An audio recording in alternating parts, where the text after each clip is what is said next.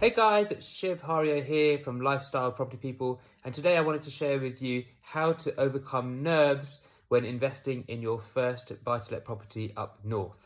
So the first thing to say is that we all know that investing is a long-winded and cumbersome process. It's very expensive, and there's loads of reasons why you could excuse people for feeling nervous when investing in property. There's loads of things that are going to catch you out, and if you don't know what those things are, then ultimately you're going to be losing money. So what are these three things that you can do to overcome the nerves when investing in property? The first is to know your why. So if you haven't heard about this concept already, it's really useful for you to understand why you're doing things, because it helps you to withstand challenges that may come up over time. It can vary, but obviously the more meaningful it is to you, the better it's going to be. So for example, be able to live life on your own terms, the freedom to be able to do whatever you want to do whenever you want to do it. The other thing, another reason why could be that you don't want to worry about money at all during your retirement.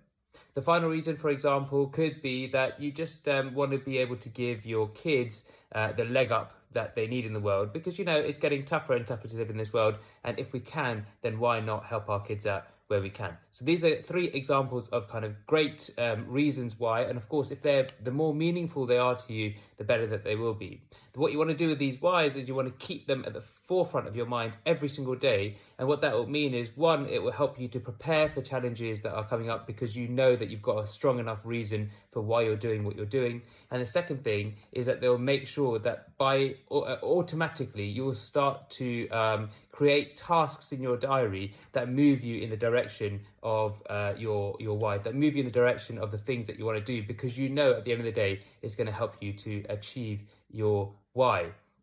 The second thing you can do is to leverage the knowledge of experts. So none of us know everything that there is to know about everything. That is a given. But what we can do is we can leverage the knowledge that other people have to help us invest in our properties. So especially when it comes to property, for example, because it's such a costly process, and because it's such an expensive thing to do, it's useful for us to be able to leverage the knowledge of experts, because if we don't, then it's quite likely that we're going to be able to, somewhere along the line, we're going to lose money. So you want to make sure that you don't make mistakes and you don't lose money. And obviously the kind of experts that we can leverage, for example, are the usual partners. Who are the usual partners?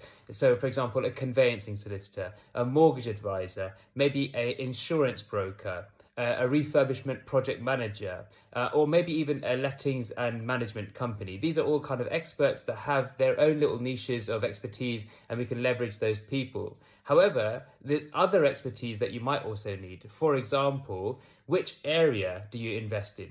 And then when you've found out which area you're going to invest in, how much do you buy the property for? Which property do you buy? Do you buy the one on the left or the one on the right? Do you buy the semi-detached property, or do you buy the terraced house?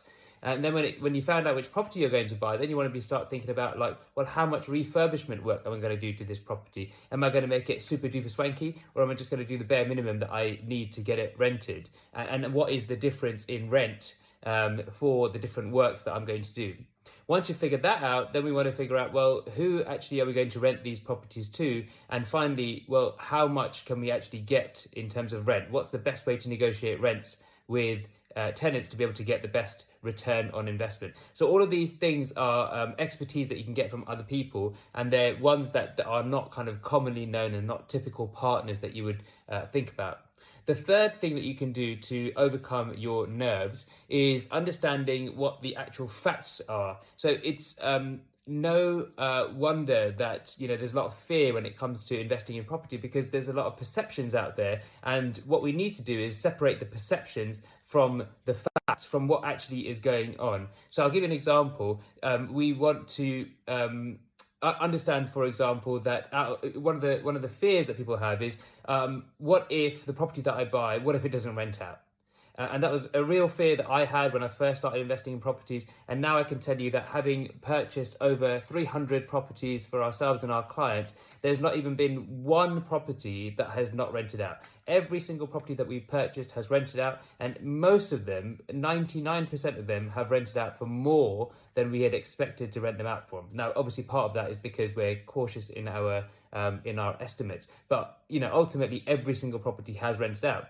Another fear people could have is, what happens if I get bad tenants? We can get bad tenants from time to time, and these things do happen. And so it's right that people are cautious about them. But the fact is that in order to evict a bad tenant, if you need to go through the eviction process through the courts, it will cost you £385 for the court fee. Once you have that piece of information, you say, okay, cool, now I can put this into perspective and understand whether the fear is warranted, or whether I can overcome the fear and actually move forward in doing the thing that I want to do, which in this case might be in investing in a property up north. Now, remember that we need to separate fear from reality, and that obviously helps us by getting the information, by getting the facts. It helps us prepare for challenges that may come up in the future. Once we understand what the challenges are, we can then prepare for them. Whilst we're doing this, it's also useful for us to consider, what would happen if we didn't overcome the nerves? So what would our lives be like if we didn't overcome the nerves? The first thing to say is that we would definitely be watching inflation eat away at our savings. So most of the people who are looking to invest have money sitting in the bank, and until now it's been pretty okay because inflation's been at lower level, and so has interest rates, so it's not really made much of a difference. But now what we're seeing is that inflation is much higher, somewhere between 5 and 10%. And what that means is every single year your money is reducing in value by 5 to 10%. And ultimately, it's the equivalent of throwing money down the toilet. So we don't want to be throwing money down the toilet. One of the things that you want to make sure you're not doing is getting challenged by inflation eating away your money. The other impact of not overcoming your nerves is the missed capital growth. It's known that, typically each property would increase in value by somewhere in the region of 10% per annum. Now, obviously that's an average, but 10% an annum on a £150,000 property is £15,000. What that means is if you don't overcome the nerves right now and you overcome them in, let's say, 2 years' time, that property is probably increased by about £30,000. And not only has it increased by £30,000, so you have to buy it at £30,000 more expensive, you've also missed out on making that £30,000. If you had bought it when it was 150, you wouldn't now have to buy it at 180. And actually, if you had bought it when it was 150 and it's now worth 180, you could, if you wanted to, sell it and make £30,000. So ultimately, you don't want to be missing out on the capital growth, and you also don't want inflation to be eating away at your numbers. So there you go. Those are the things that you can do to help you overcome the nerves when investing in your first buy-to-let property in the north. And remember, the best time to invest was 20 years ago. The next best time to invest is right now.